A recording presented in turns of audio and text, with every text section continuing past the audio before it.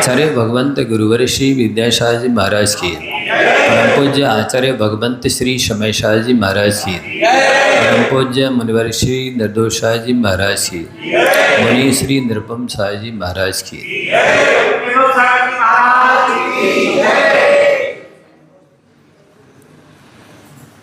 प्यारे बंधुओं, आप लोगों को ये मालूम होना चाहिए कि ये गुरु पूर्णिमा पर्व कब से प्रारंभ हुआ है और क्यों मनाया जाता है। वास्तविकता ये है कि इतिहास के परिप्रेक्ष्य में जिस समय अंतिम तीर्थंकर भगवान महावीर स्वामी को केवल ज्ञान हो गया था, लेकिन 65 या 66 दिन तक दिव्य ध्वनि नहीं गिर रही थी, मालूम है। लेकिन कोई ये समझ नहीं पा रहा था कि दिव्य ध्वनि क्यों नहीं गिर रही है। इंद्र को चिंता हुई कि भगवान के 65-66 दिन हो गए, समोषण लगा हुआ है, सारे श्रोता 12 सभाओं में बैठे हुए हैं सुनने के लिए दिव्य ध्वनि, लेकिन फिर भी दिव्य ध्वनि नहीं गिर रही है। तो इंद्र ने अपने अवधि ज्ञान से जाना कि गणधर की अनुपस्थिति है। किसकी अनुपस्थिति है? गणधर परमेष्ठी नहीं है जो दिव्य ध्वनि घेरेगी, उसको झेलने वाला पात्र चाहिए ना, व्यक्ति चाहिए। जैसे कि सिंगनी का दूध स्वर्ण पात्र में ही ठहरता है, अन्य पात्रों को तो वो फोड़ करके निकल जाता है। इसी प्रकार से भगवान की दिव्य ध्वनि कीर्ति है, उसको झेलने वाला, ईश्वरन करने वाला, धारण करने वाला, ग्रहण करने वाला और उसको फिर ग्रहण करके द्वादशांग में गुंफित करने वाला, विभाजित करने वाला कोई व्यक्ति पात्र चाहिए, योग्य। सामान्य श्रोता तो सुन लेते हैं लेकिन पूरी वाणी को स्मरण नहीं रख पाते हैं, धारण नहीं कर पाते हैं, ग्रहण नहीं कर पाते हैं, उसको यथा विधि से विभाजित करने में योग्यता क्षमता नहीं रखते हैं। तो इंद्र ने देखा कि कोई गणधर कौन बनता है जो तीर्थंकर के समोषण में ही दीक्षा लेते हैं, वे गणधर बनते हैं। पहले से कोई योग्यता लिए हो या गणधर की, या गणधर बनने के योग्य हो या गणधर विराजमान हो, तब भी दिव्य ध्वनि नहीं खिरेगी। जो उनके समोषण में दीक्षा लेते हैं और योग्यता रखते हैं गणधर बनने की, वे ही गणधर बनते हैं और फिर दिव्य ध्वनि गिरती है। तो इंद्र ने अवधि ज्ञान से जाना कि एक व्यक्ति है जो गणधर बन सकता है, ये दीक्षा लेगा और भगवान के समोषण में आकर के वो दिव्य ध्वनि को ग्रहण करेगा, इसे द्वादशांग में विभाजित करेगा। वो कौन है? उन्होंने देखा अपने ज्ञान से कि इंद्रभूति वो गौतम गोत्री है, उसके वो बहुत ज्ञान रखता था, लेकिन उसके पास कुश्रुत ज्ञान था, मिथ्या ज्ञान था। ज्ञान तो बहुत था, उसके 500 शिष्य थे, वो अपने आप को सर्वज्ञ जैसा ही समझता था। तो इंद्र ने एक सामान्य ब्राह्मण का वेश श्रोता का बनाया और जाकर के प्रश्न किया। त्रैकाल्यम द्रव्य षटकम नवपद सहितम जीव षटकायलेशा 95 चास्तिकाया प्रसमति गति ज्ञान चारित्र भेदा इत्येतन मोक्ष मूलम त्रिभुवन महते प्रोक्तमर्हत भीषै प्रत्येति श्रद्धा दहाति स्मृति च मतिमान यह सवै शुद्ध दृष्टि। ये श्लोक भगवती आराधना में भी लिए गए हैं और वहाँ से उद्धृत किए गए हैं तत्वास सूत्र के प्रारंभ में। तो ये श्लोक जब गौतम गोत्री उनसे पूछे गए तो उन्होंने एकदम देखकर चकरा गए, उसका उत्तर देने की क्षमता योग्यता उनके पास नहीं थी। लेकिन पूछते हैं कहाँ से आए हो, तो उन्होंने बताया कि हम महावीर भगवान के पास से आए हैं आपसे प्रश्नों का उत्तर लेने के लिए। अच्छा, तुम्हें क्या बताएं, चलो तुम्हारे गुरु को ही बता देंगे। इस तरह से अहंकार में वो आए और जैसे ही आए तो भगवान का समोषण देखा, समोषण के बाहरी मानस्तंभ के दर्शन किए तो उनका मान गल गया।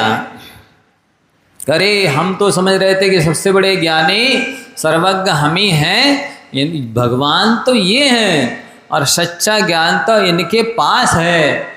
और मानस्तंभ के दर्शन किए, भगवान के दर्शन किए, तो उन्हें दर्शन करने से, जैसे शास्त्रों में लिखा है, जड़ बिंब दंसणेन निधत्ति निकाजित अपि मिच्छत्तादि कम्म कलावस खय दंसणा दो। धवला की जय छठवीं पुस्तक में आचार्य वेशन महाराज जी लिखते हैं कि जिन बिंब की दर्शन करने से ऐसे ऐसे कर्म भी नष्ट हो जाते हैं, जो कर्म बांध लिए हैं तो फल दिए बिना नहीं जाएंगे, आत्मा से अलग नहीं होंगे, अब उनका फल भोगना ही पड़ेगा। जिनमें ना उत्कर्षण होता है ना अपकर्षण होता है, वह निधत्ति कर्म कहलाते हैं। माने घटेंगे भी नहीं, बढ़ेंगे भी नहीं, बदलेंगे भी नहीं, ऐसे निधत्ति कर्म होते हैं। और निकाचित कर्म उन्हें बोलते हैं जो घटे भी नहीं, बढ़े भी नहीं, संक्रमण को प्राप्त भी नहीं हो, उदीर्णा भी नहीं हो, जैसी स्थिति में बांधे हैं वैसे भोगने ही पड़ेंगे, उनको निकाचित कर्म बोलते हैं। तो ऐसे निधत्ति और निकाचित कर्म भी भीतराग भगवान के पंच परमेष्टि के देव सास गुरु के दर्शन करने से बेकर्म भी नष्ट हो जाते हैं। और उनके अलावा मिथ्यात्वादी, जो कि जिनके माध्यम से हम लोग अनादिकाल से पंच परावर्तन कर रहे हैं। पंच परावर्तन क्या होते हैं वो तो समय पाके बताएंगे, अभी तो समय बहुत हो गया है।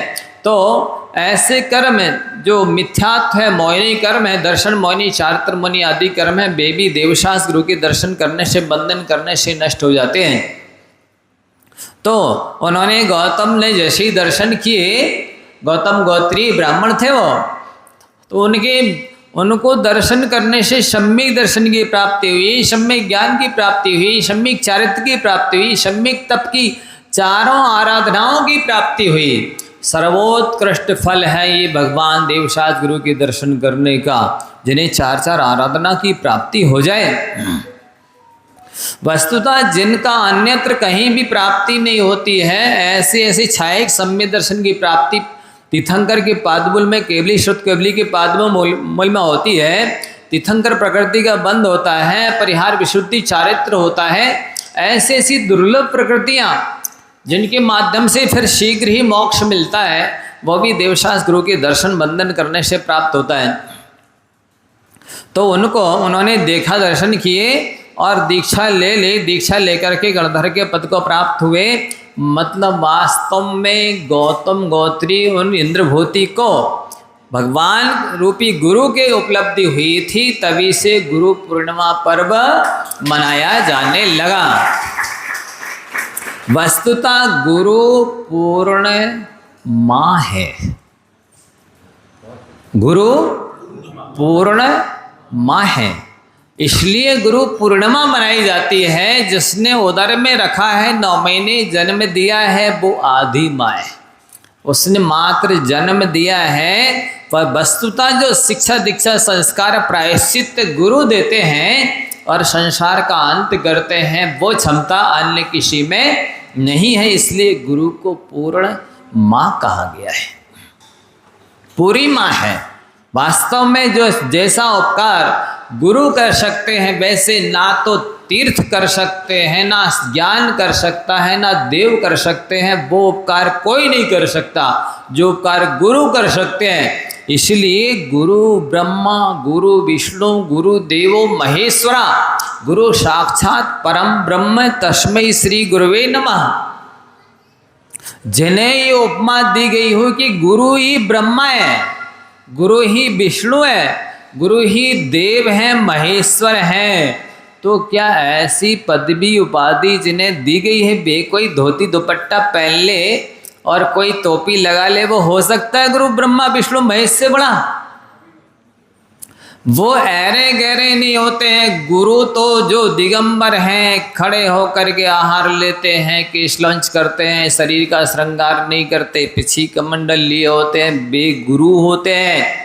गुरु में केवल आचार्य नहीं आते। अभी व्याख्या हमारी चल रही है मंत्र की, मंगलाचरण की, उसमें समझाया जाएगा गुरु की प्राप्ति होना माने आचार्य उपाध्याय साधु की प्राप्ति होना, ये बहुत भाग्य से होती है, जिसके बारे में आप पूजन के अंत में पढ़ते हैं। गुरु की महिमा वर्णी ना जाए। कितनी महिमा है गुरु की? कोई बृहस्पति भी वर्णन नहीं कर सकता है, इतनी महिमा है। गुरु नाम जपो मन वचन का। एक बार दो लोगों में विवाद संवाद हो गया कि संसार में सबसे बड़ा कौन। एक व्यक्ति ने कहा कि सबसे बड़ी पृथ्वी, तो दूसरा बोलता है सबसे बड़ी पृथ्वी है। पृथ्वी बड़ी तो शेष नाग पर क्यों पड़ी? पृथ्वी बड़ी तो शेष नाग पर क्यों पड़ी? तो सामने वाला बोलता है ठीक है, पृथ्वी बढ़ना से शेष नाग बड़ा। बोले शेष नाग बड़ा तो शंकर जी के गले में क्यों पड़ा? तो उन्होंने कहा शंकर जी बड़े। बोले शंकर जी बड़े तो पहाड़ पर क्यों पड़े, हिमालय में क्यों पड़े? तो बोले ठीक है हिमालय बड़ा। बोले हिमालय बड़ा तो हनुमान जी के हाथ में क्यों पड़ा? तो बोले हनुमान जी बड़े। बोले हनुमान जी बड़े तो श्री रामचंद्र जी के चरणों में क्यों पड़े? तो बोले ठीक है रामचंद्र जी बड़े। बोले रामचंद्र जी बड़े तो गुरुदेव के चरणों में क्यों पड़े? इससे सिद्ध होता है कि तीन लोक में तीन काल में यदि कोई सबसे बड़ा है तो वो है गुरुदेव।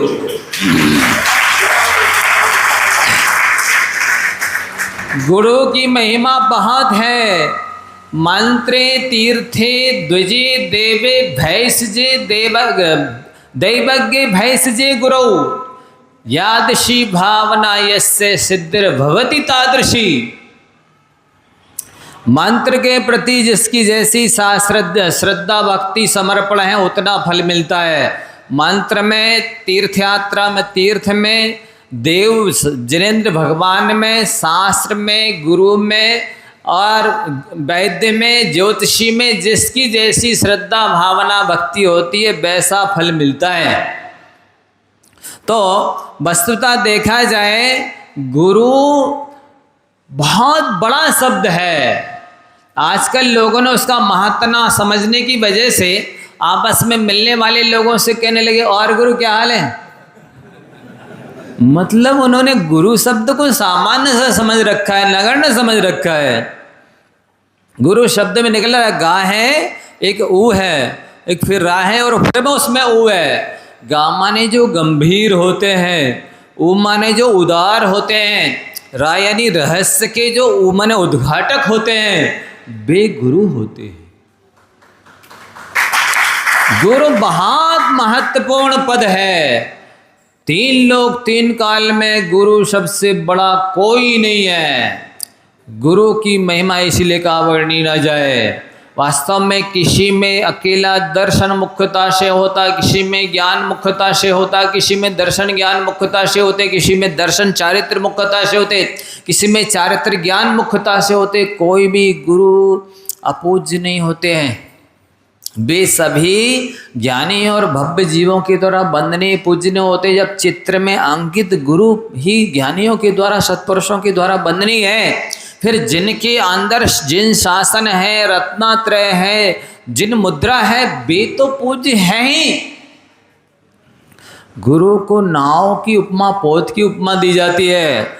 गुरु वो उसमें आता है ना, पूजने पड़ते हैं। गुरु जहाज विशेखिया, गुरु को जहाज की उपमा दी है। जैसे जहाज होती है, स्वयं भी नदी में पानी में तैरती है, समुद्र में तैरती है और पार होती है, और जो उसके ऊपर बैठते हैं उन्हें भी पार कर देती है। इसी प्रकार से गुरु स्वयं भी संसार समुद्र से पार होते हैं। और जो भव्य जीव उन गुरुओं का श्रद्धा कर लेते हैं, भक्ति करते, विनय करते, सेवा पूजा करते हैं, उनके आदेश के अनुसार अपना जीवन बनाते हैं, मोक्ष मार्ग में चलते हैं, वे भी पार हो जाते हैं। बहुत विस्तार से कहने के लायक है। आप सभी बाकी में जैसा कि अभी कह रहे थे, वो शुभम भैया कर्रापुर वाले भैया लोग कह रहे थे, ये विदिशा वाले कह रहे थे, और बंटी भाई कामा से पिताजी के साथ सपरिवार हर महीने लगभग आते रहते हैं। इन्होंने समझा है, ये लगभग 1996-98 हम लोग ब्रह्मचारी अवस्था में भरतपुर कामा राजस्थान गए थे शिविर लगाने के लिए। मुनि स्वभाव साहब जी महाराज जी विराजमान थे, उनके संकेत से हम लोग को बुलवाया। तब से जुड़े तो आज तक नहीं छोड़ा इनने। तन मन धन से जुड़े हैं ये आराध्य सूत्र, जैसे कई एडिशन ये छपवा चुके हैं। तो हम ये आपसे कह रहे थे कि गुरु मिलना सामान्य पुण्य की बात नहीं होती है। गुरु पुण्यानुबंधी पुण्य का विशिष्ट पुण्य हो, सातिशय पुण्य हो, जिसकी होनहार अच्छी हो, उनको गुरु मिलते हैं। वास्तव में सबको गुरु नहीं मिलते। जिसके जीवन में गुरु नहीं, उसका जीवन ही शुरू नहीं हुआ तो मोक्ष मार्ग कहाँ से शुरू होगा। देवशास्त्र गुरु तीनों की श्रद्धा भक्ति पूजा विनय समर्पण से ही मोक्ष मार्ग शुरू होता है। जो देवशास्त्र गुरु की आज्ञा को नहीं मान सकता है, सेवा भक्ति नहीं कर सकता, उसका मोक्ष मार्ग शुरू, आत्मकल्याण शुरू नहीं हो सकता बंधुओं। तो ये हम आपको बतला रहे थे। और इस पंचम काल में, दुखमा काल में, होंडा और सर्पणी काल में, विषम काल में गुरु का मिलना, उसमें भी श्रेष्ठ गुरु का मिलना जो देव रत्नात्रय के धारी हों, स्यादबाद अनेकांत के ज्ञाता हों, स्वयं सच्चे मायने में आत्म कल्याण में लगे हों और दूसरों को मोक्ष मार्ग में लगाए, ऐसे गुरु मिलना अतीब कठिन दुर्लभ है। आप सब सौभाग्यशाली हैं। परम पूज्य मुनिवर श्री निर्दोष साई जी महाराज जैसे साधु आपको मिले हैं। इनकी आपको विशेषता मालूम नहीं होगी। ये वास्तव में ब्रह्मचारी अवस्था में से ही इतने ज्ञानी के रूप में प्रसिद्ध हैं। ये आचार्यों को, उपाध्याय साधुओं को, आरिकाओं को, ब्रह्मचारी ब्रह्मचारिणियों को, शिक्षकों को प्रशिक्षण देते रहे 20 साल। कितने साल? जब इनकी दीक्षा होनी थी उस समय भी ये नाते पुते आचार्य संघ में कौन से आचार्य थे? सन्मति सागर जी के संघ के आचार्य संघ को पढ़ाने के लिए गए हुए थे। जब ईश्वरी फोन आया कि भैया दीक्षाएं हो रही हैं और आचार्य श्री ने आप लोगों को संकेत किया है, आ जाइए। मैंने फ़ोन से इनसे बात की कि भैया फ़ोन आया है, दीक्षाएं हो रही हैं, क्या विचार है? आप लोग अपन को संकेत किया है। बोले आप बताओ क्या करना। मैंने कई बार श्रीफल चढ़ा चुके हैं, अब क्या करना? पहुँचो आप वहाँ से नाते पुते से नागपुर पहुँचो, मैं यहाँ से कलकत्ता पहुँचता हूँ, कलकत्ता से फ्लाइट से नागपुर आता हूँ। तो उस समय इनने न्याय, व्याकरण, सिद्धांत, साहित्य, संस्कृत, प्राकृत, ज्योतिष, प्रतिष्ठा, बहुत सारी विद्याएं पढ़ी हैं। बॉडी लैंग्वेज, साइकोलॉजी, स्वर विद्या आदि अनेक ग्रंथ पढ़े हैं। लेकिन आपको पता होना चाहिए कितने पढ़े। यदि तराजू के एक पलड़े पर महाराज को बिठा लें और दूसरी ओर जितने ग्रंथ इनने पढ़े हैं वे रखे जाएं तो उनका पलड़ा भारी होगा, इनका कम पड़ जाएगा। और ऐसे साधु जिनको कोई मतलब ऐसा ख्याति पूजा लाभ की चाहे नहीं कि वो अलग से कोई कैमरा मैन चल रहा हो, ऑडियो वीडियो बनाने वाला है, तो भैया जी से लोगों के फ़ोन आते रहते, भैया महाराज जी के प्रवचन भेजो, भैया महाराज जी के प्रवचन भेजो। सो इनने अपनी तरफ से अपना लगा दिया है। ये कोई व्यवस्था नहीं है किसी व्यक्ति विशेष की, समाज की, कि पैसे वाले की व्यवस्था नहीं है। ऐसे साधु जिसको कोई पत्रिका नहीं चाहिए, पत्रिका में अपना प्रवचन फोटो नहीं चाहिए, कोई कैमरा मैन नहीं चाहिए, कोई मंत्र मठ मंदिर संस्था से मतलब नहीं, कोई ख्याति पूजा लाभ से मनसलम नहीं, कोई पंथवाद संतवाद ग्रुपवाद से कोई मतलब नहीं। ऐसे सुलझे साधक जो हर विषय को पढ़ाने में समर्थ हैं। और ऐसा गुना में इन्होंने चतुर्मास किया पिछले बार। मतलब वो कह रहे थे चतुर्मास समापन के अवसर पे कि ऐसा साधु पहली बार हमारी नगरी में आया है कि पूरा चतुर्मास हो गया, एक शीश पेंसिल भी नहीं मांगी है। बानगी देखी है अभी तो, लेकिन उनका कहना क्या था, 6 महीने यहाँ रहते हुए हो गए, एक शीश पेंसिल भी नहीं मांगी, कोई खर्च नहीं कराया, कोई किसी अध्यक्ष मंत्री को चला के बुलाया नहीं, ना कोई काम बताया, ना कोई खर्च बताया। और 100% गलती करते लोग, क्योंकि विवेक तो है नहीं, आहार विहार निहार में क्या क्या करते हैं, लेकिन जरा सी आंख भी नहीं किसी को दिखाई। ऐसे साधु मिलना बड़े पुण्य की बात है, आप सबका सौभाग्य है। ऐसे गुरु मिले हैं। अब यदि मिल गए भाग्य से तो जितना आप लोग क्लास से प्रवचनों से लाभ ले सकते हैं ले लीजिए। इनको तो सागर में ही लोग रोक रहे थे। भाग्योदय पहुँचे, 3 महाराजों को 30 चौके लगे। वहाँ से जब यहाँ नरसिंहपुर वालों ने आने में देरी कर दी और तो उनने कहा चलो अब कैंसिल करते हैं। नरसिंहपुर का अपन 99% तो कैंसिल था ही। और सारी सागर की समाज निवेदन कर रही थी, महाराज यहाँ 1200 घर की समाज है मकरोनिया में, आप तो यहीं विराजे, हम लोग भाग्योदय रोज रोज जा नहीं सकते हैं, सो हम लोग छोड़ के भाग्योदय बाहुबली कॉलोनी आए। बाहुबली कॉलोनी में भी इतनी निवेदन और 3 महाराजों को 30 चौके वहाँ भी लगे। अब हम लोगों ने कहा ठीक है बनाते हैं मन, आचार्य महाराज से बात करते हैं, बस 1 घंटे और ये आशीष जी और उनकी क्या नाम सेठ जी सिंघई जी भूरे सिंघई 1 घंटे और नहीं पहुँचे तो हम लोगों का पूरा लेटर पैड बदलने वाला था कि चतुर्मास अब यहाँ कॉल मकरोनिया होगा। तो वो तो बात नहीं कर पाए आचार्य महाराज से और ये लोग पहुँच गए कि नहीं महाराज जी जो भी खबर मिली है आपको झूठी है, हम सब आपके श्री चरणों में समर्पित हैं, 24 घंटे सेवे में खड़े रहेंगे, आप तो चलिए गलती हो गई, देरी हो गई है, क्षमा कीजिए। मतलब इनने अपनी तरफ से निवेदन किया, नहीं तो वो सारा काम बदलने ही वाला था। कौन टाल सकता है? इसलिए ये होनी अनहोनी हो गई है। इसलिए आपसे हमारा कहना है कि इसको आप लोग आप सौभाग्य को दुर्भाग्य में ना बदलें, इतना लाभ ले सकते हैं ले लीजिए, अन्यथा ये गंगा कहते ना रमता जोगी बहता पानी, अभी भी छूट रखी है हमने। अब ये नहीं समझना होने को कोई टाल नहीं सका है, अभी भी अनहोनी हो सकती है। आजू बाजू में गांव हैं, हम वहाँ भी बीच चतुर्मास में भी जा सकते हैं, इतनी छूट हमने रखी है परिस्थिति विशेष के लिए। इस धोखे में नहीं रहना कि महाराज तो अब बंद गए हैं सो अब यहीं रहेंगे चतुर्मास में, भूल जाना, चिंता ना करो। अभी भी निवेदन आ रहा है महाराज जी यहीं कर लो, रुक जाओ तो अच्छा रहे करेली में और इधर आजू बाजू, सो ये भूल जाना। हमारा कहना ये है गुरु मिल गए हैं सौभाग्य से तो पूरे तन मन धन से दर्शन है, पूजन है, प्रवचन है, आहार दान है, क्लास है, जो है। और जिस रूप में देखो वेयावृत्ति केवल पैर दबाना नहीं कहलाती है, उनकी आज्ञा के अनुसार अपनी चर्या चेष्टा बनाना ये भी वेयावृत्ति कहलाती है। शुभ बना करके लाभ ले लेना। समय का मैं बहुत सारी बातें करनी है, समय रहते फिर बाद में करेंगे। बोलिए आचार्य भगवंत गुरुवार श्री विद्यासागर जी महाराज की, परम पूज्य आचार्य भगवंत श्री समय सागर जी महाराज की, परम पूज्य श्री निर्दोष सागर जी महाराज की।